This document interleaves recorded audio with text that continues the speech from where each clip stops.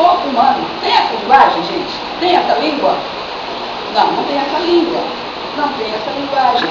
O texto escrito, o texto científico sobre o corpo humano vem em língua portuguesa para nós que somos do Brasil, vai em língua inglesa para quem é americano, para quem é inglês, para quem é canadense, para quem é irlandês, vai em japonês para quem é japonês e assim sucessivamente. É na língua mãe. A coisa é que ela não é só o elemento da sociocultura, ela é o elemento do próprio pensamento. O Itamar também falou aqui uma coisa parecida, que nós não somos donos de nada, nós encontramos o mundo pronto. E quando ele falou isso, eu me remeti para um teórico da linguagem chamado Mikhail Bakhtin. E ele disse o seguinte: ninguém encontra a língua pronta, nem ninguém chega aqui fazendo a língua. Então, a língua é um elemento dinâmico, mas esse dinamismo precisa ter um ponto de partida. Então, todo indivíduo que nasce numa cultura, ele já encontra essa cultura em andamento. Pronta, ele não está. Porque para o Bakhtin nada está acabado. E se a gente prestar atenção, Bakhtin tem razão, o que está acabado na vida? Só quando se morre. Então, não está acabado. Então, o indivíduo encontra a cultura em andamento, ele absorve essa cultura e o pensamento dele é estruturado a partir dos elementos que lhe são conhecidos dessa cultura. Eu não posso, por exemplo, pensar em um elemento que é da cultura japonesa, que eu desconheço, se eu sou brasileiro. Então, eu fui induzida, eu fui jogada no bom sentido, dentro dessa cultura, e é essa cultura que vai proporcionar meu pensamento. E aí, essa cultura vai se limitando, né? Tem uma estrutura macro, que é a do país, tem uma estrutura intermediária, que é a estrutura do Estado, depois tem a estrutura das cidades. Então, com certeza, aqui em Itauá, há algum costume dos jovens, que não é exatamente igual o costume dos jovens de Fortaleza, que também não é tão diferente assim, mas cada um tem suas características peculiares. Por quê? Porque os pais desses jovens lhes deram uma educação e os pais daqueles jovens, talvez por falta de tempo, talvez por questões outras, inúmeras, que nem sabemos dizer quais, lhes deram também outra educação.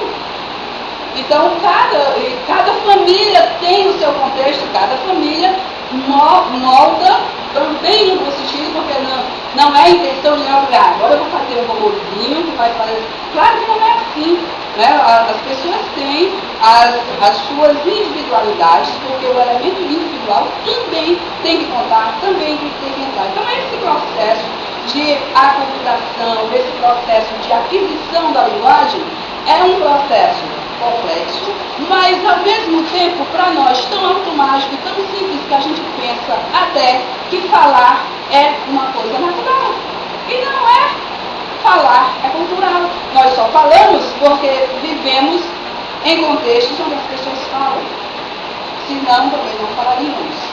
E aí vem a coisa, como foi que começou primeiro? Aí quem veio primeiro, uma galinha, Adão e Eva, aí vai embora. Mas na altura em que estamos, em que compreendemos as coisas, sabemos que só temos essa estrutura porque encontramos essa estrutura no andamento, senão não teríamos.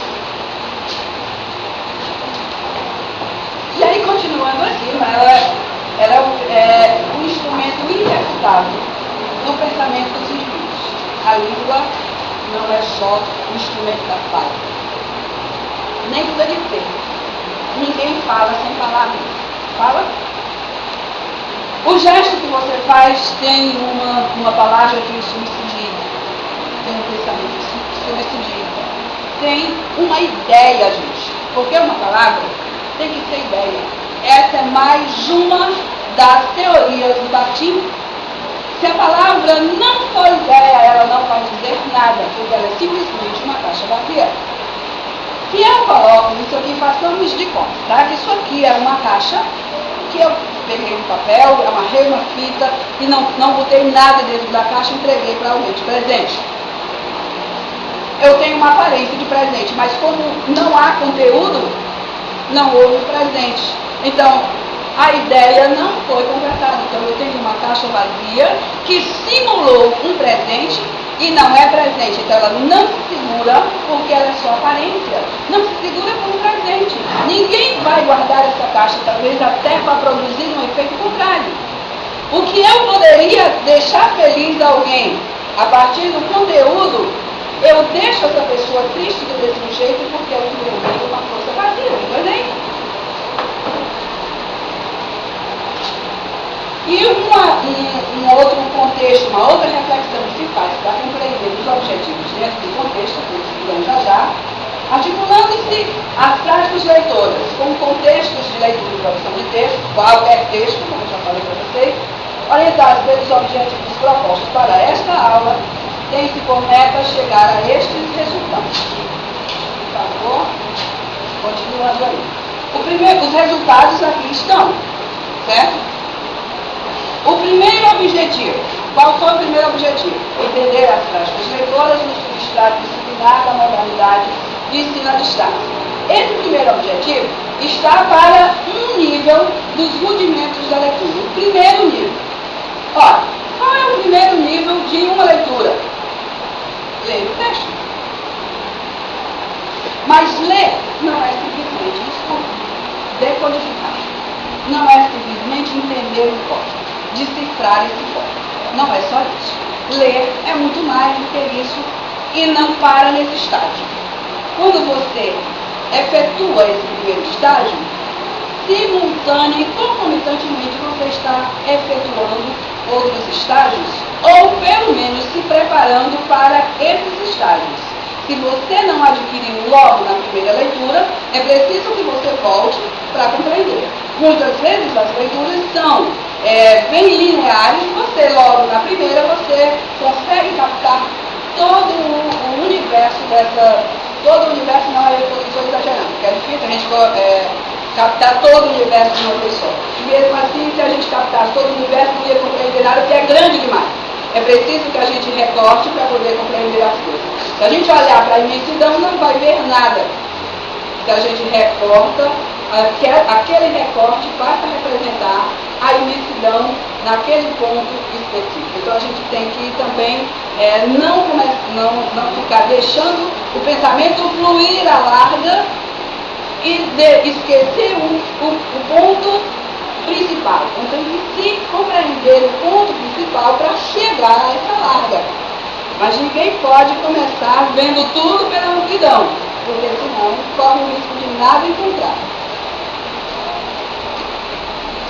Então vamos ver aqui o que nós temos para esse primeiro objetivo, né? Esse objetivo, como eu já falei, está para o primeiro nível de leitura, que é ler o texto. E a interface entre esses dois elementos, o objetivo e o nível de leitura, são os dois elementos que estão aqui, é que isso perpassa anos. Perpassam pela concepção de que ler o texto pressupõe depreender suas informações e aprender a apreender o mundo através delas. Se você nunca tinha lido sobre a vida do Isaac Newton, por exemplo, um físico importante, quem estuda informática finda em algum momento precisando da física, né? Uma coisa assim. Se você nunca tinha lido nada sobre a vida do Isaac Newton, um belo dia você pega a biografia desse homem, lê. Você aprendeu ali como uma biografia, em geral um texto direto, um texto facílimo de se compreender, porque é informativo e a informação é recortada dentro daquele universo, direcionada para aquela finalidade.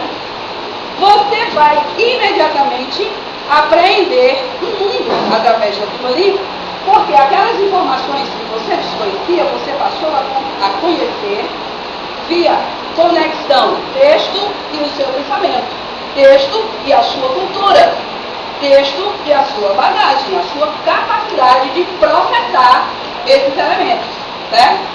Então, e aí você passa para o segundo nível, mesmo só tendo lido